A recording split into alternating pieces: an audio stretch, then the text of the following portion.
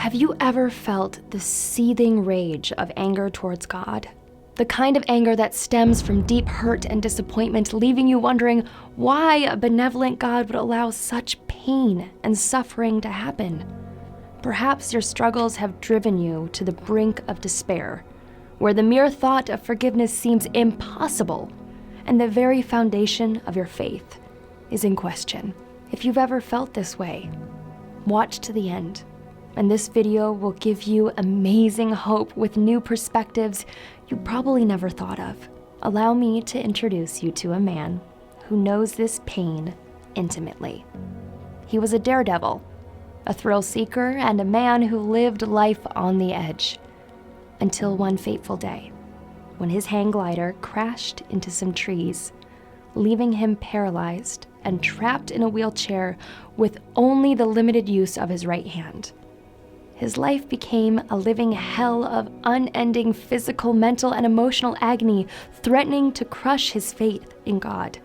It's difficult to fathom the sheer depth of suffering he endured, from needing a handicap-accessible house to requiring assistance with the most basic of human needs, such as bathing, changing his diapers, and even being rolled over in the middle of the night to avoid painful bed sores. His once joyful existence was reduced to a never-ending cycle of helplessness and despair. But this man refused to give up. He fought with every fiber of his being to regain his mobility, praying and trying every therapy known to man with countless doctors, yet nothing seemed to help. In his darkest hour, he cried out, "Why would God allow so much suffering in this world?" It was a question without an easy answer, a question that challenged the essence of his faith. Like most of us, this man used to believe in Santa Claus. As children, our brains are wired so Santa and God are kind of alike. Both are invisible, wise, and concerned that we do good. Suddenly, we find out that Santa is pretend. So we throw out our belief in Santa out the window, but are told that God is still real. Then, as we get older, we experience trouble, sickness, or injustice, so we ask harder questions about God, but rarely get the answers we're looking for because we don't know who to ask or how to ask.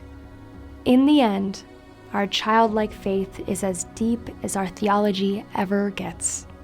We have calculus-sized questions, but only addition-sized answers. My paralyzed friend felt like he never got answers that satisfied him and never did regain the use of his legs or his left arm.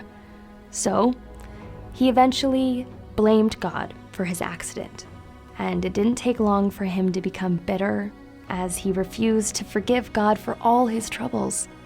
Finally, left without answers, he ultimately discarded God the same way we discard Santa. There is no doubt his situation was tragic, and no one can blame him for questioning, blaming, or getting mad at God. But when we look closely, we cannot help but see how his life of rock climbing, hang gliding, and risk-taking had become his idol. Perhaps without even knowing it, his lifestyle had become the most important part of his life. He longed for it, talked about it, lived it, and today admits how he worshipped it, until his lifestyle became his God. Now, this might sound strange to say, but discarding that God was probably good. The God he threw away was a God that he wanted to control, like a genie in a bottle God, a genie who says, "Your wish is my command." When his genie God was unable to give him the life he so badly wanted, it left a huge void for him. We can only imagine his emotional and spiritual emptiness.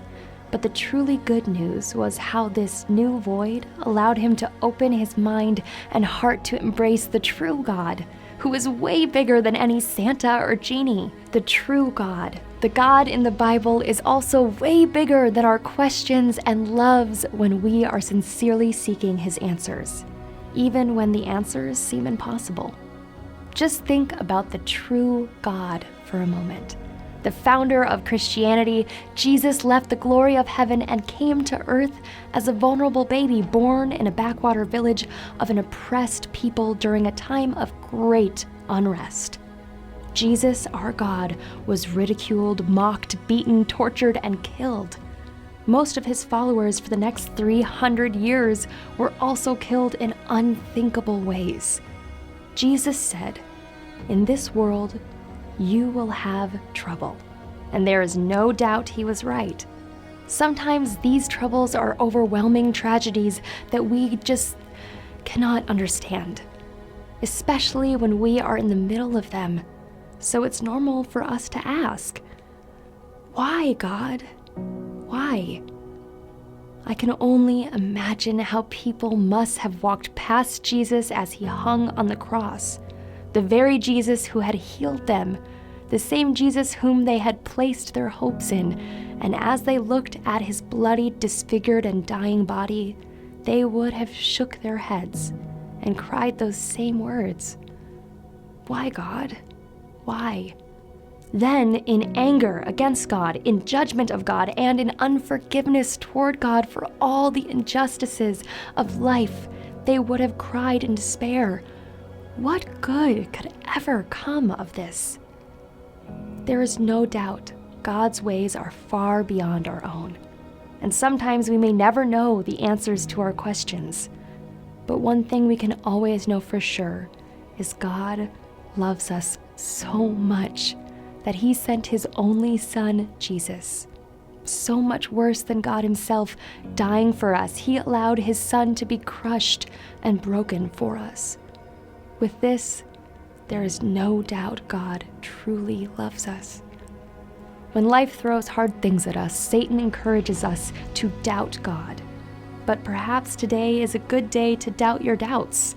Maybe we can look at things from the opposite view as to what Satan encourages as we examine what good has ever come from my anger toward God, or how have I improved my life by throwing the true God out of my life, or how do I benefit from choosing to not believe in God?